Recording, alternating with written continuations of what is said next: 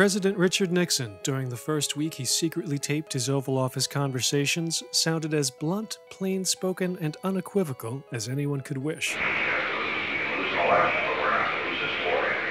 Minutes later, National Security Advisor Henry Kissinger outlined the settlement he would propose to North Vietnam's chief negotiator in secret talks. Look, we're willing to give you a fixed deadline of total withdrawal next year for the release of all prisoners and the ceasefire. What we can then tell is our enemies that a year without war to build up. A year without war. Not what most people consider peace.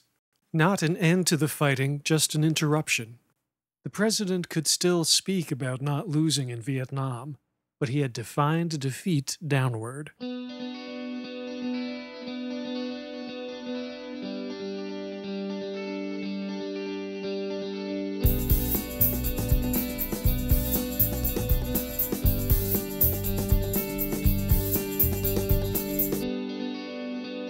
There are three things every schoolchild is taught about Richard Nixon's foreign policy. The diplomatic opening to communist China, nuclear arms control with the Soviet Union, and the settlement known as the Agreement on Ending the War and Restoring Peace in Vietnam.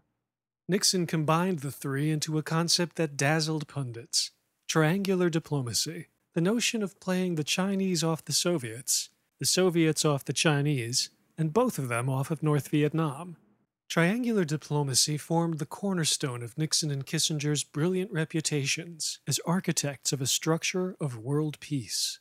National Security Council aides made nearly verbatim transcripts of the two men's face-to-face meetings with communist leaders. But these transcripts were stamped top secret, and the government kept most of them classified for the remainder of the 20th century. Kissinger's secret trip to China in July of 1971, the first high-level American contact with the People's Republic since the Communist Revolution 2 decades earlier, quickly entered diplomatic history and legend. The transcript of what he told Premier Zhou Enlai, however, remained classified top secret for 3 more decades. During their very first meeting, Kissinger let Zhou know that even if the North Vietnamese entered a peace agreement with the United States, they could still overthrow the South Vietnamese government later. If the agreement breaks down, Kissinger said, then it is quite possible that the people in Vietnam will fight it out. The deal, Nixon sought, would withdraw American troops from Vietnam completely. If the government is as unpopular as you seem to think, Kissinger told Zhou, then the quicker our forces are withdrawn, the quicker it will be overthrown. And if it is overthrown after we withdraw, we will not intervene. If the North Vietnamese entered a peace agreement with the U.S., they didn't have to abandon military conquest of the South, only delay it a while. A few months before Kissinger's secret trip, Daniel Ellsberg had written in the New York Review of Books, "During 1968, Henry Kissinger frequently said in private talks that the appropriate goal of U.S. policy was a decent interval, 2 to 3 years between the withdrawal of U.S. troops and a communist takeover in Vietnam." Ellsberg, however, believed the president sought something more, an indefinite fighting stalemate in Vietnam. Those who imagine Nixon's instincts for political survival inexorably urge him toward total withdrawal no matter what, Ellsberg wrote, are almost surely wrong.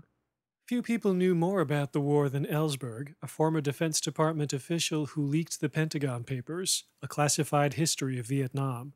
But a so-called decent interval was exactly what Nixon and Kissinger were both seeking. Historian Jeffrey Kimball wrote the best book on this subject, The Vietnam War Files, uncovering the secret history of Nixon-era strategy. During his research, Kimball discovered a handwritten note by Kissinger in the margins of his briefing book for the secret China trip. Kissinger had written, "We want a decent interval. You have our assurance." A so-called decent interval between the president's final troop withdrawal and the communists' final victory would provide political cover, a way to claim that his strategy had actually succeeded and avoid the blame for its ultimate failure. But first he had to get Hanoi to agree to a deal that included a ceasefire in place for the communists that would leave North Vietnamese troops militarily occupying and governing parts of South Vietnam. The ceasefire would provide the interval that Nixon considered essential. When Zhou Enlai asked about the ceasefire, Kissinger said, "We can put on a time limit, say 18 months or some period." 18 months, basically a year or two. In return, Nixon would agree to total U.S. withdrawal from Vietnam, with no residual force like the one we have in South Korea to deter invasion from the North. Well, the idea that we have to keep a residual force in South Vietnam. I'm not really for it. I don't think the South Vietnamese are... Well, it'd be desirable, but I don't think the American people are going to support it. And it isn't like Korea somewhere. Above all, Mr. President, your re-election is really important. Hanoi, in turn, would have to release American prisoners of war, agree on paper to election provisions for South Vietnam, and keep South Vietnam's president in office at the time of the settlement. Nguyen Van Thieu had been the South's president since 1967.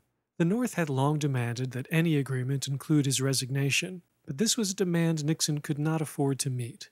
U.S. intelligence analysts believed Thieu could not resign without running a serious risk that the whole government of South Vietnam's structure would thereby come unglued.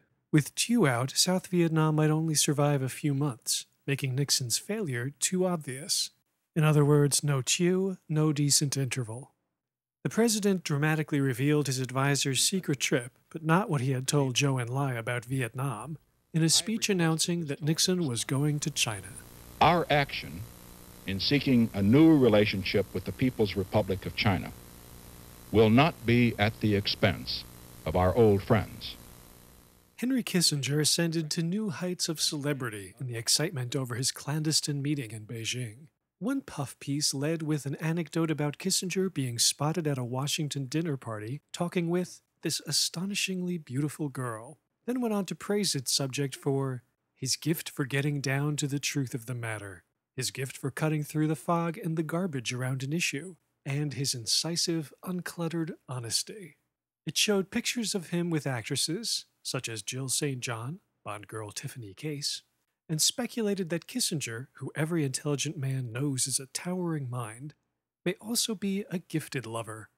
Nothing too unusual for the checkout line press, but this article appeared in the New York Times.